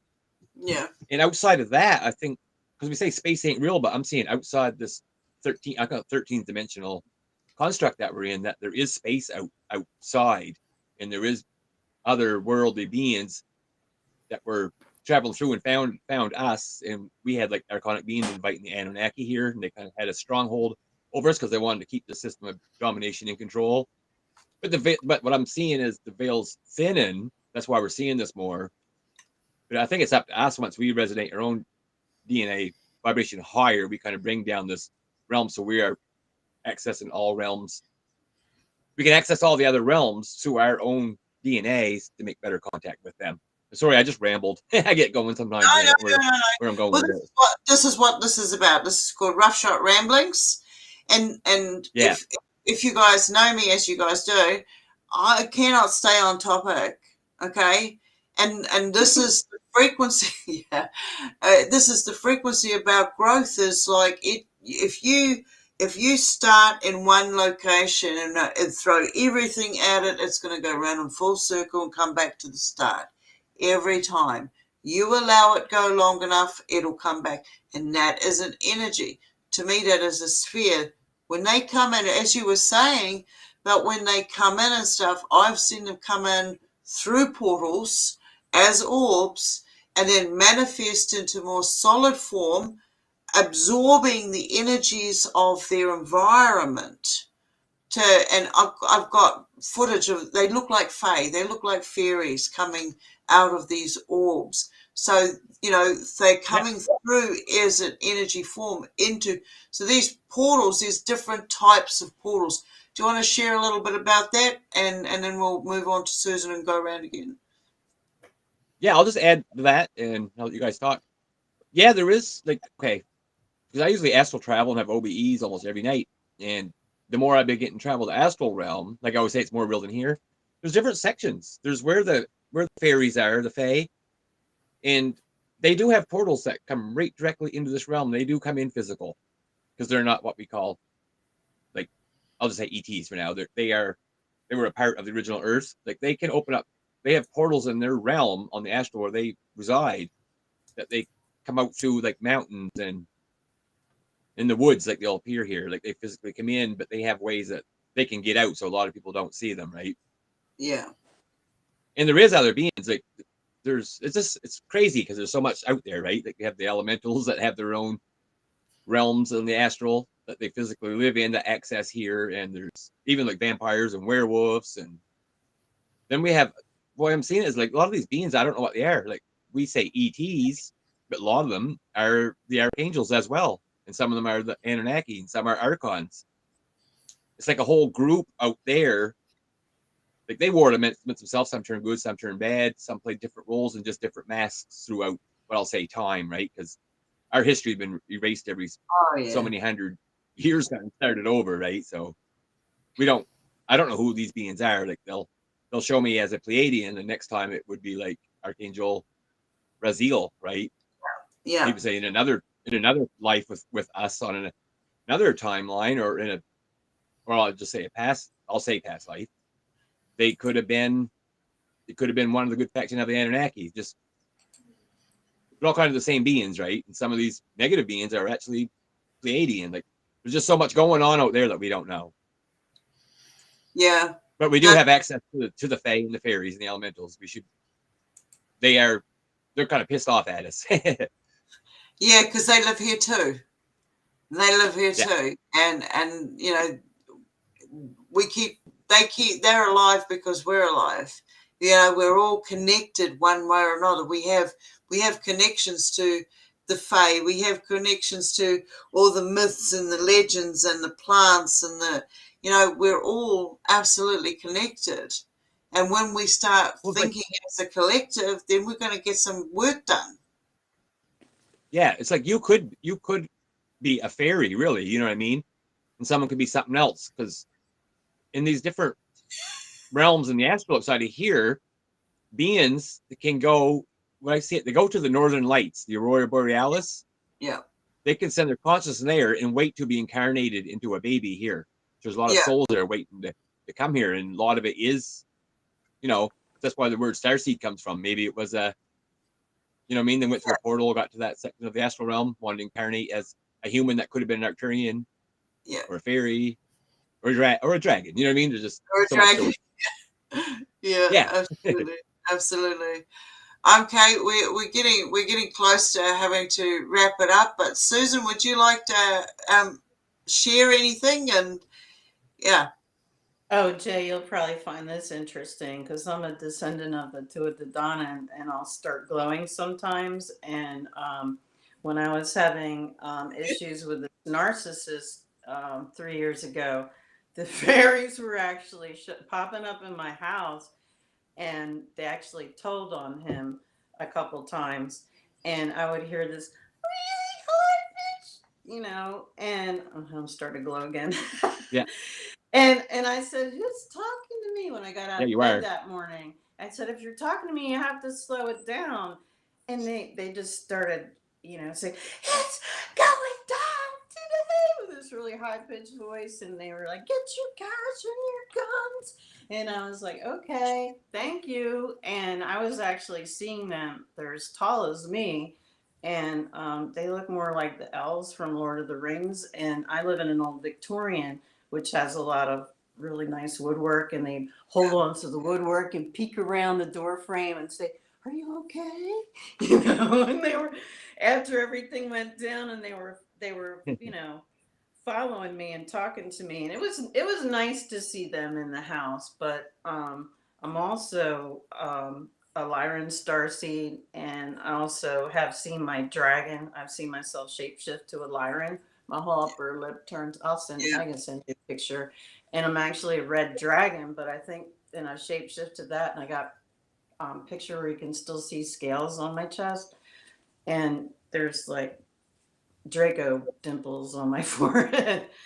But yeah, so I'm just giggling when you're talking, because I've had people send energy healing videos back because orbs are flying out of my hands, and I turn so white because I'm trying to get to that frequency where I'm pulling this golden and white light down from heaven, and it's beyond Reiki. What I'll call it Reiki because people might know what that means, but I usually say, you want to do my Famon alchemy, because that Jay Ares guy that the FBI used to call the freak, he recently passed, but I remember him doing a reading for me on Skype. And he was just giggling when he got on. He's like, Susan, you're so fey, you're what we call Famon. He's like, most humans are like 15% fey and 85% human. He said, you're the opposite.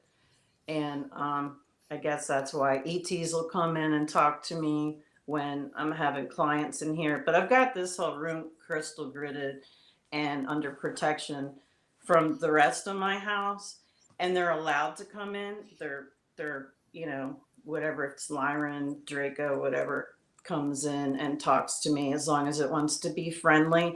And usually they just stand there and observe. Like my friend Danielle in town, she has this big lichen that was with her, and he's so tall, like the back of his haunches were touching the ceiling, and I have 9-foot ceilings in here. I was like, hey, Danielle, who's this lichen with you? And she's like, oh, I picked him up a long time ago. And I was like, okay, well, he's here. And I've had melanated ETs come in with a lady from where's she from? British Columbia. She was part Latin, and then I think she was part indigenous too. But I'd never seen a melanated ET before. And he had freckles like stars. And it's cool because, like, in one side of my office, the ETs will come and stand there at the one window and the other window because it's like an octagon. The ghost will come in and talk to me, but some of the ghosts will just move all around the room. And especially if they're like a parent of the person. But the Yeah. ETs usually just stand there. I even had one client with cancer. When he used to be cranial sacral therapist, but he was a teacher. And he said, when he knew he had cancer, because I was doing in-home visits, he says, Susan, you got to come early. So I hate the C word. It gets me really emotional. So I'm out in the vestibule after I set my table up to work on him. And I said, I asked him, is it okay if I ask my angels, because they're two blue ETs, to come in and help him in any way so that he can pass with the least painful way possible. And while I'm out there crying and praying and calling in, my people, he took a while to get on the table because he kept getting weaker. And he's like, Susan, let's just head up, put his face down. He's like, these two blue angels came in and they saw me struggling and they pushed me up on the table. And then they took off real quick because they didn't want me to see them. And I said, what did they look like? And he said, they had blue Superman suits on. So they look kind of different to everybody. But Yeah. so they didn't look scary to him. But another lady who goes from Delaware to Colorado and was doing the 12-strand DNA activations. This was back in 2010 or something, maybe. When she came in the room to work on me, she's going, you got two ETs with you? I said, yeah, they're blue. I said, when I'm doing energy work, they get smaller, like my size, because one's pretty tall and one's my size.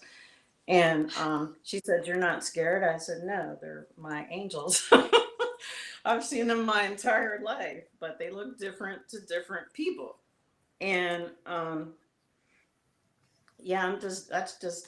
and even Mary Kay was like, you have two ETs that are sharing your life experience. She's like, they're connected to your root chakra. I'm like, they're not connected to my root chakra. They're my people that hang out with me.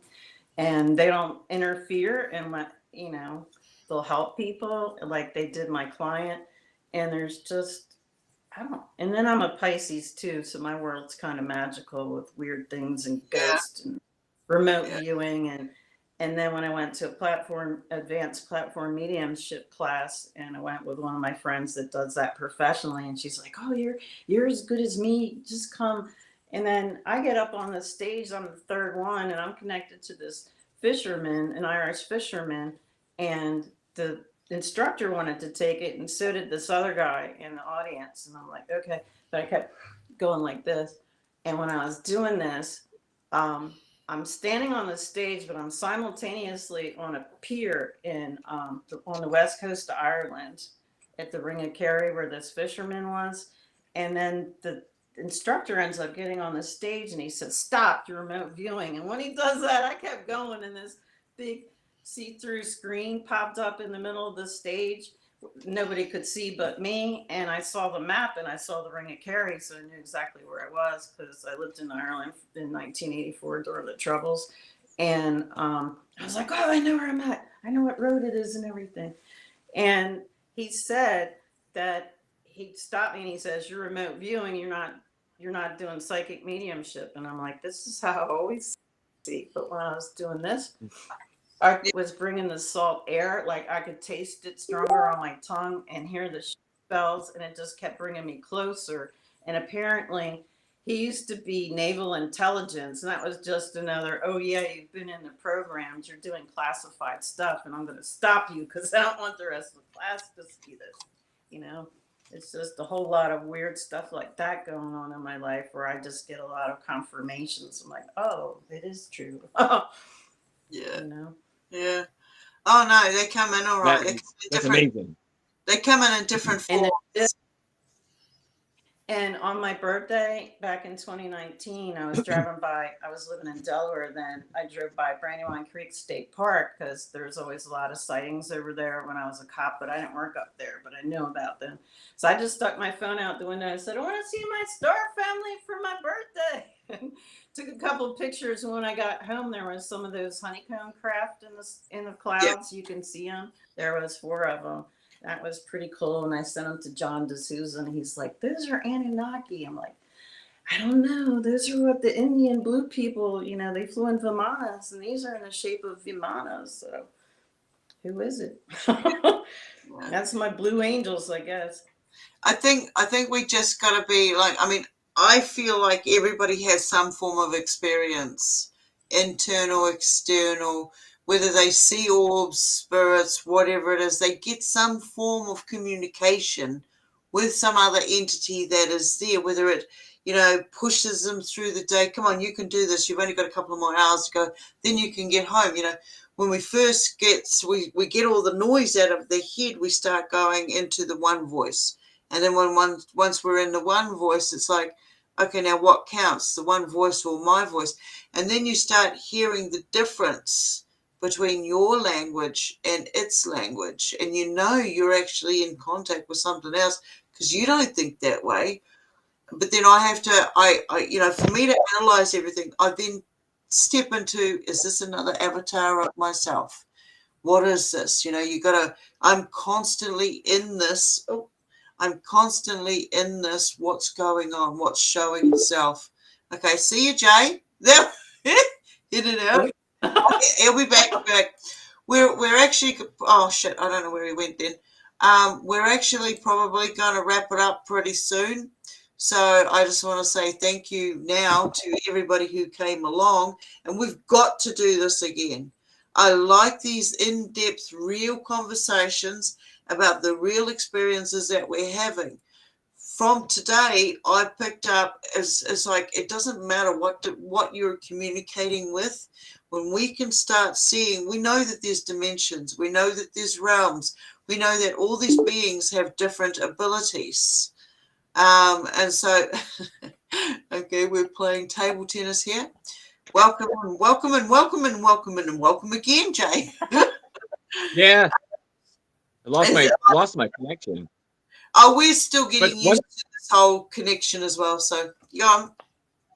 One thing I would like to say, I would like to connect with Susan a little more, just because when she was talking, I got so many downloads that I'd like to discuss with her. It's weird how certain people sometimes I talk to, like when she's talking, like actually her stuff, like seeing the elementals is very cool. I wish I could do that, but I was getting a lot of downloads, like some stuff on you, but I don't know.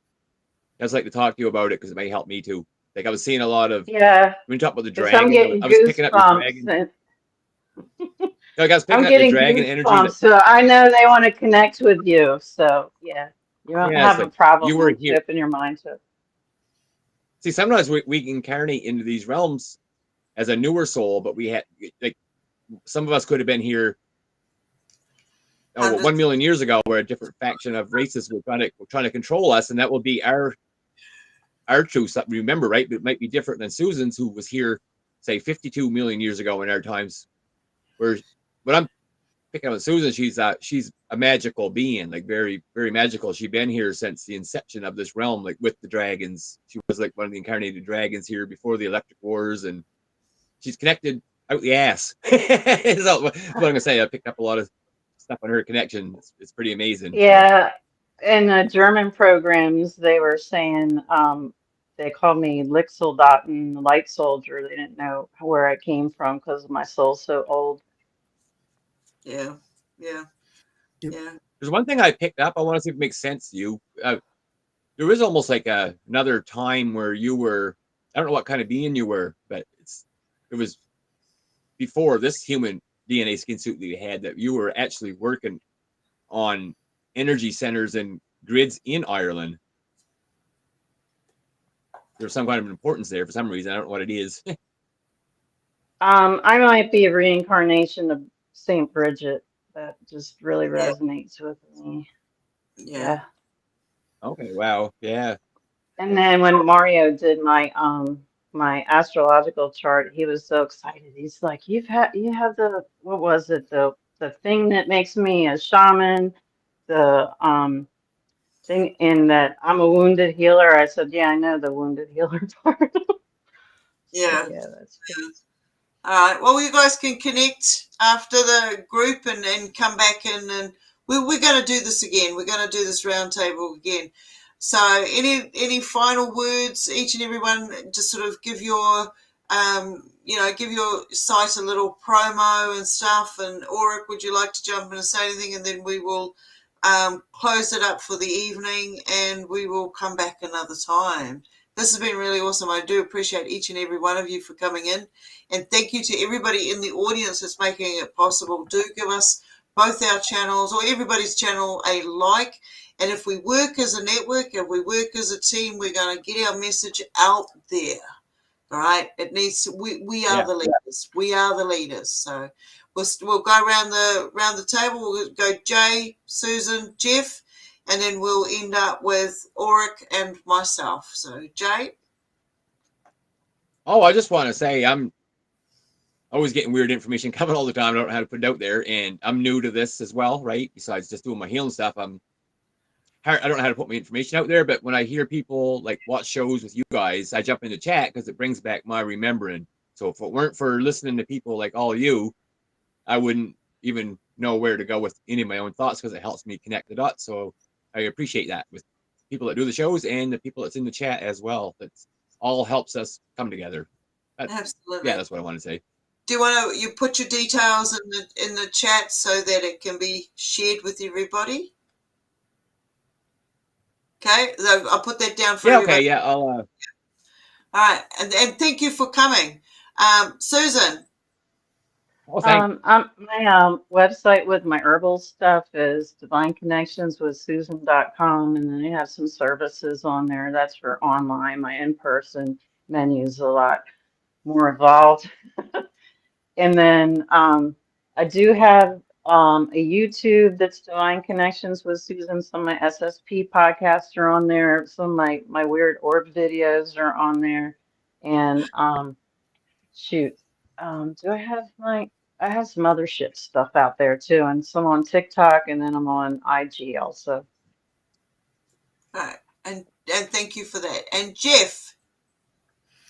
Well, the particular thing that I haven't expressed because it's just, everybody's been in there is, Susan, I've never come across your hybrid being so active before. It was just astonishing to watch how rapid your hybrid activity was in there. The sheer intensity of the pulsing glow, the sheer amount of activity that your hybrid was engaged in while you're sitting there. It was just, I never saw you do that before. And I've been with you since you were intensively dealing with whose activity like 3 years ago when you were talking more or less nonstop on that. And that was meant to bring me down. And now you're seeing me doing what I was doing before all that nonsense. So yeah. Oh, okay. I didn't know that. Okay, yeah, because I literally started glowing and shape shifting before I met him, and he was sent to drag me back down. Yeah. Well, in that case, I'm getting to know you all over again, more or less. Yep. 'Cause I didn't know that. Yeah, because I'm usually a happy-go-lucky person. I wasn't, I don't even like to think about that. Yeah, I didn't know that you previously had that activity going on around you. I just didn't know. He was sent. That's watching it. It was just fascinating. It was like, damn, I didn't know you did that, Susan. Yeah, when I was at ECETI, I saw my lyre and some of my clients have seen it. Like I was doing a massage and I just started daydreaming, so it's going interdimensional a little bit. And my client looked up at me, and this was at the spa, not at my house, and she said, "You look like the most beautiful lion, but I'm not scared at all." And I was like, "Oh my God, I'm freaking shape-shifting." The sheer number of reincarnations you've done to come into this life and resolving the issues, the sheer number of prior simultaneous lives, just found it remarkable to watch. Yeah, that's good. I've seen 3 of my former incarnations, but Mhm. I haven't. You're probably seeing more because I don't usually watch myself. Yeah, it's so rapid. Yeah. It All only right. lasts like 90 seconds. Oh no, I've seen them last longer. I've seen you in a different states. I've seen you in different states, and they last longer than that. So anyway, I would like to say thank you to all our guests. Ulrich, would you like to say anything? Join in. Kick butt. Yeah. Well, the one of the best ways to learn is to be quiet. Close the one mouth and open the 2 ears. So this has been really good. A good journey. Yeah, we definitely need to be doing this again. It's late here where I'm at, and I'm an early bird. And we did that little thing we call the time change. So it says 9:25, but it's really 10:25. So I will probably be waking up Yes. about 3 or 4 in the morning as usual. So it's gonna be a very quick exit. You'll be fine. So yeah, thanks everybody. It's been awesome. The incredible perspectives are always welcome. Absolutely. Thank you, everybody. We've got other people wanting to come in, but we're about to close up. So thank you, everybody, again. And I look forward to the next time we have an open round table. I will send the links out to you if you're interested. Please give us all a like and a share and come up with your questions. And we will see you again. Thank you, everybody, for coming along, participating. So any last words? I'm Thank about you. to close Thank it. you very much. Yep. Come up with questions? I don't know about that. Yeah, I will say, hey Jeff. It was nice to meet you, Jeff, too, as well. You too, Jay. Interesting listening to you. There were so many things that I wanted to say to you, but there was just no time to do it. It's the usual.